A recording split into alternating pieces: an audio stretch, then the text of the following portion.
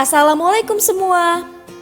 Melalui video ini, kita akan membahas mengenai suatu penyakit yang menjadi pandemik pada saat ini, yaitu Coronavirus Disease 2019 atau COVID-19.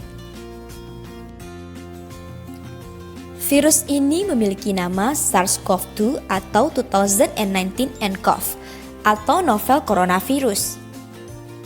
Sebelumnya juga ada SARS pada tahun 2002 yang disebabkan oleh SARS-CoV dan juga MERS pada tahun 2012 yang disebabkan oleh MERS-CoV.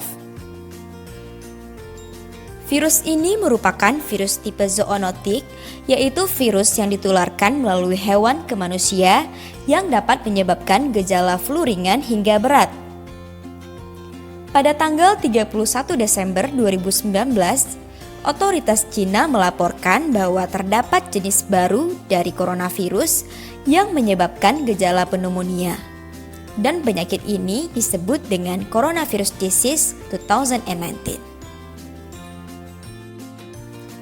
Penularan virus ini berupa droplet, yaitu melalui suatu partikel kecil yang keluar dari mulut. Pada partikel kecil tersebut terdapat SARS-CoV-2 yang apabila terhirup akan menginfeksi saluran nafas. Sehingga penularan virus ini dapat berasal dari batuk, bersin, menyentuh dan berjabat tangan, serta memegang wajah sebelum mencuci tangan.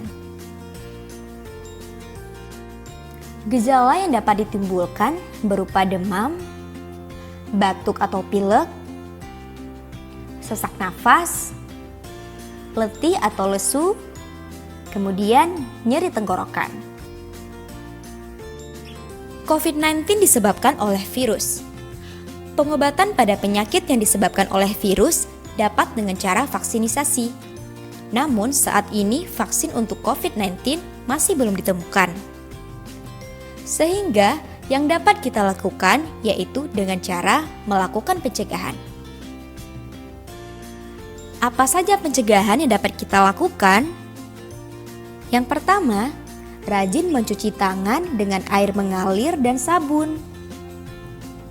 Yang kedua, tutup hidung dan mulut dengan lengan atas atau tisu ketika bersin dan batuk. Yang ketiga, jaga jarak dengan orang yang batuk, pilek, atau sakit.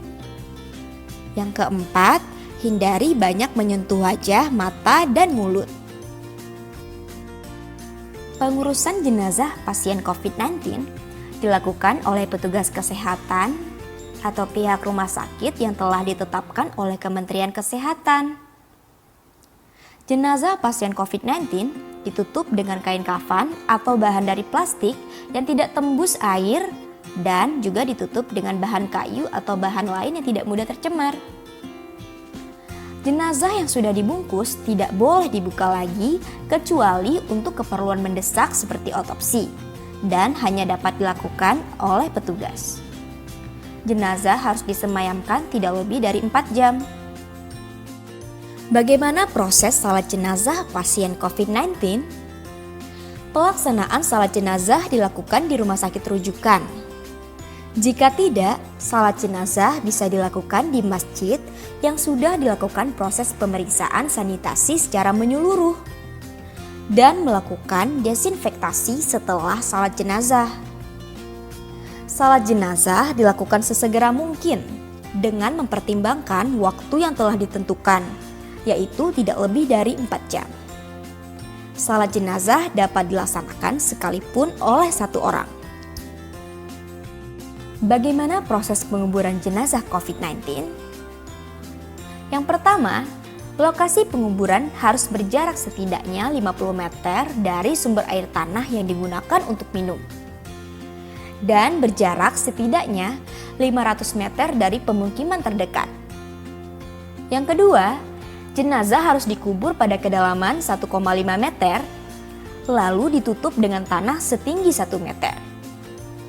Yang ketiga, setelah semua prosedur jenazah dilaksanakan dengan baik, maka pihak keluarga dapat turut dalam penguburan jenazah. Terima kasih sudah menonton video ini.